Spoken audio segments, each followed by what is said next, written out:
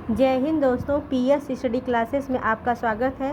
Friends, हम UP TET के लिए आपको हिंदी की क्लास ले रहे थे। हम कल बताए थे कि पहले हम आपको थियरी की क्लास लेंगे, तो वर्णमाला हम आपको जितना भी आएगा उतना पढ़ा चुके हैं। आज हम मल्टीपल टाइप क्वेश्चन करा रहे हैं फ्रेंड्स। तो अब देखिए मेरा फर्स्ट क्वेश्चन क्या है हिंदी में कि हिंदी वर्णमाला में कितने स्वर अब देखिए थोड़ा सा मेरा आप देखिए कि दिया है कि हिंदी वर्णमाला में स्वरों की संख्या कितनी होती है। तो हम बताए थे कितनी होती है, स्वरों की संख्या कितनी होती है फ्रेंड्स। तो कितना होती है 11 होती है। कितना होती है 11। एक मिनट, हाँ कितना होती है फ्रेंड्स। तो यहाँ पे कितना होता है 11 होता है। अब देखिए नेक्स्ट क्वेश्चन देखिए कि निम्नलिखित में से कौन स्वर नहीं है, अ उ ए और इया। तो हम जानते हैं कि स्वर कौन नहीं है फ्रेंड। तो क्या कौन सा नहीं है, तो क्या हो जाएगा इसमें इया। थोड़ा आप लोग ना क्वालिटी बढ़ा के देखेंगे तो दिखाई देगा। इया इया जो है वो क्या है, वो स्वर नहीं है। क्या इया क्या एक व्यंजन है। ट वर्ग के में क्या नहीं है, तो ट में क्या है ट ठ ड ढ अ। तो ये होता है ना ट ठ ड ढ अ। तो यहाँ पे घ जो है, घ से घर एक इसमें नहीं है। हिंदी वर्णमाला में व्यंजनों की संख्या कितनी होती है फ्रेंड्स, कितनी होती है 33 होती है। कितनी होती है 33 होती है। यहाँ पे 33। अब यहाँ पे देखिए कि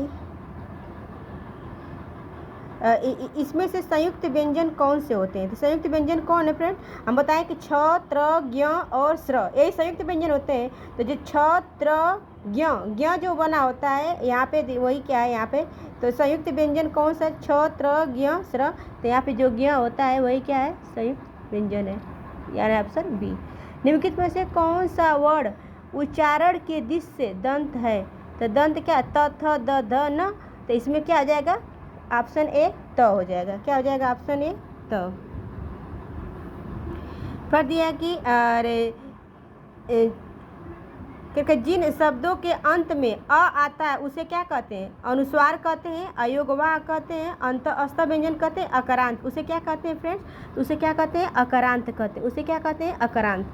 फिर देखिए क्या है छ वर्ण, छ से छत्री वाले वर्ण का योग बना होता है, किससे बना होता है। तो उसका ऑप्शन ए हो जाएगा, वो आधा क और मूर्धन्य स से बना होता है। क्वेश्चन बार बार पूछा जाता है, इसको ध्यान देखिएगा।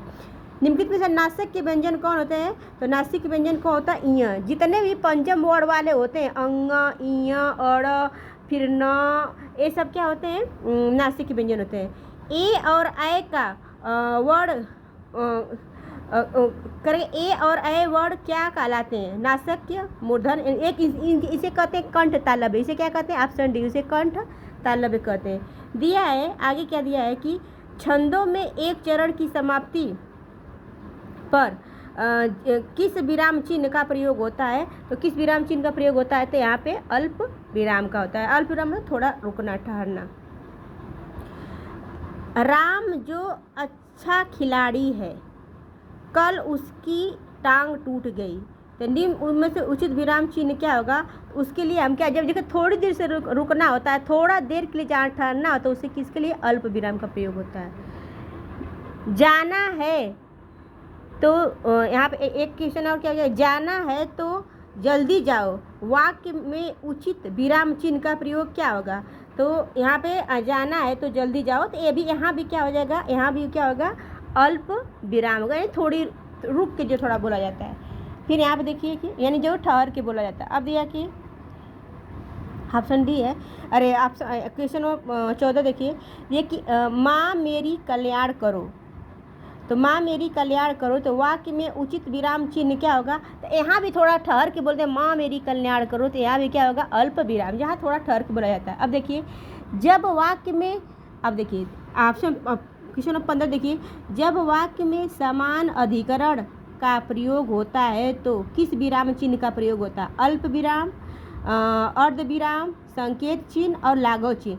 तब देखिए तब जानते हैं जो जब यहाँ पे समान अधिकरण का प्रयोग होता है तब वहाँ पे अर्ध विराम। देखिए अर्ध विराम क्या होता है फ्रेंड, उसका साइन जो होता है ना ऐसे करते हैं। देखिए एक पॉइंट ऐसे बढ़ा के और इसको ए ऐसे लिखते हैं। ए ना अल्प विराम से थोड़ा ज़्यादा समय तक ठहराव को कहा जाता है। अब देखिए निम्नलिखित अयोग वाक्य हम बताएं अंग और अ को अयोग वाक्य में सब दो क्लास नहीं छोटी छोटी, उसको देख लीजिएगा जो इम्पोर्टेंट है।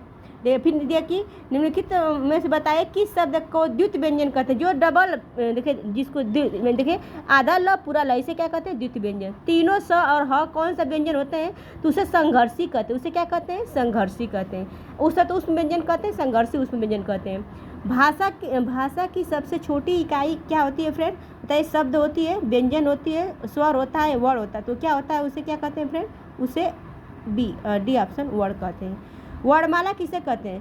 शब्द समूह को कहते हैं, वर्णों के संकलन को कहते हैं, शब्द गणना को कहते हैं, या वर्णों के व्यवस्थित समूह को कहते हैं। तो उसे क्या कहते हैं वर्णों के व्यवस्थित समूह को कहते हैं।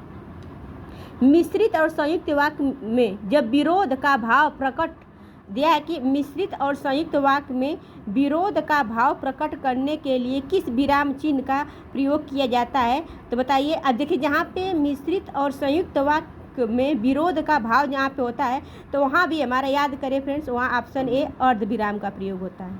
अब देखिए दिया कि कारणवाचक क्रिया विशेषण में किस प्रकार के विराम चिन्ह का अगर कारणवाचक क्रिया विशेषण में भी किसका होता है याद कर लिए। यहाँ भी किसका होता है अर्ध विराम का। अर्ध विराम वही अल्प विराम से थोड़ा ज़्यादा समय लगे। पूर्ण विराम कहाँ लगता है वाक्य के प्रारंभ में, वाक्य के अंत में, वाक्य के मध्य में, इनमें से कोई नहीं तो किस में लगता है हमको पता है कि पूर्ण विराम कहाँ लगता है वाक्य के अंत में। ऑप्शन बी हो जाएगा। हंस पद विराम चिन्ह का क्या नाम है इसे क्या कहते हैं लोप विराम। देखो हंस पद किस विराम का एक नाम है। लोप विराम, अल्प विराम, पूर्ण विराम, त्रुटि विराम। तो उसे त्रुटि विराम कहते हैं। जानते हैं फ्रेंड जब हम कुछ लिखते हैं अब मान लीजिए इससे हम लिखे कि राम कल बाजार जरूर जाएगा या हमारा जरूर छूट गया तो हम इसको देखिए यहाँ पे इसको ऐसे लगा के ये त्रुटि विराम होता है। इसको त्रुटि विराम कहते हैं या हंस पद कहते हैं। इसको समझ ऐसे करते हैं, इसको ऐसे करके लिखते हैं। वाक्य में कुछ मतलब लिखते हो कुछ छूट जाता है तो ऐसे करके ऊपर नहीं लिख देते हैं। वही चीज़ है यहाँ पर दिया कि तुल्यता सूचक चिन्ह किसे कहते हैं तो उसको इक्वल टू से डिनोट करते हैं। इसे इक्वल टू से डिनोट करते हैं। फिर दिया है कि निम्नलिखित में से कंठ ध्वनियाँ क्या होती हैं तो क और ख जो हम कल बताए थे। किस स्थान पर मूर्धन्य व्यंजन होता है तो मूर्धन्य क्या च छ ज झ इया यानी च वर्ग च छ ज झ तो यहाँ पे आएगा च छ ज झ ये आ जाएगा। करके अल्प प्राण कौन होते हैं। अल्प प्राण क्या होते हैं फ्रेंड अल्प प्राण हम बताए थे 135 प्लस अंत अस्तर व्यंजन को क्या कहते हैं जो हम बताए थे कल अंत अस्तर। यहाँ पे होता है ना अल्प प्राण। देखिए क्या होता है कि अल्प प्राण क्या होता है यही 100 यहाँ पे बोले थे कि 135 प्लस अंत अस्तर व्यंजन। अंत अस्तर व्यंजन क्या होता है य र ल व और यहाँ पे और 135 यानी क ग और यहाँ पे अंग वाला वर्ग। तो इसमें क्या होगा अल्प यहाँ पे अल्प प्राण क्या हो जाएगा यहाँ पे क और ग। सबसे अच्छा तरीका ये फ्रेंड ना कि एक बार इसको क को ऐसे आराम से लिख लिए कि इसके अल्प प्राण कहते हैं किससे माँ देखें। अल्प प्राण क्या होता है क यहाँ 135 एक अब उस तरफ पढ़ेंगे 1 2 3 4 5 5 लाइन है तो यहाँ पे क और यहाँ पे देखिए 1 और यहाँ पे 3 और 5 135 प्लस और तीनों और यहाँ पे अंत अस्तर व्यंजन तो हम जानते हैं य र ल व को अंत अस्तर व्यंजन कहते हैं ना। तो इसी को हम कर लेंगे एक साथ।